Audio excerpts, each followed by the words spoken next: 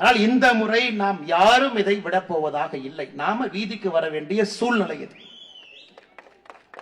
இன்னைக்கு பாருங்க ஐயா, நாம சம்பவம் நடந்து 6 நாள் கழிச்சு நம்ம பேசிக்கிட்டு இருக்கோம். நான் இங்க இருக்கக்கூடிய எல்லா தலைவர்கள் சார்பாக உங்க முன்னாடி வைக்கிறது, இன்னும் 2 வாரத்துல நீங்கள் கொலையாளியை கண்டுபிடித்து கைது செய்து நீதிமன்றத்துக்கு அனுப்பல, எங்களை பொறுத்தவரை நாங்க இங்கே ஆட்சியில் இருந்தால் நீதிமன்றத்துக்கு அனுப்ப மாட்டாங்க ஐயா. துப்பாக்கி எல்லாம் எதுக்கு இருக்குதுங்க ஐயா, குண்டெல்லாம் எதுக்கு இருக்கு? பயத்தை ஏற்படுத்தும் அளவு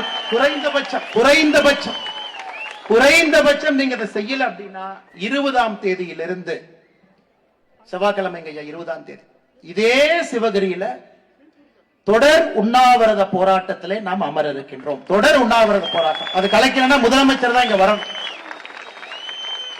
அந்த 20ஆம் தேதி செவ்வாய்க்கிழமை ஆரம்பிக்கக்கூடிய அந்த உண்ணாவிரத போராட்டத்தில் காலையிலிருந்து இரவு வரை முழுவதுமாக உண்ணாவிரதத்தில் நான் அமர்ந்து அந்த போராட்டத்தை ஆரம்பித்து வைக்கிறேன்.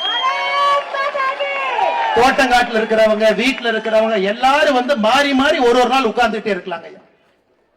ஆனா நீதி கிடைத்தாக வேண்டும். இன்னொரு கிராமத்துல, இன்னொரு ஊர்ல, இன்னொரு விவசாய குடும்பத்துல இன்னொரு தாத்தா பாட்டி அப்பா அம்மாவோ அடித்து கொல்லப்படுவதற்கு முன்பு இதுதான் கொங்கு பகுதியில தமிழகத்தில் இது போன்ற கொலை கடைசி என்பதை இந்த ராமசாமி கவுண்டர் ஐயாவுடைய கொலையின் மூலமாக அதை என்று கொண்டு வருவாங்க.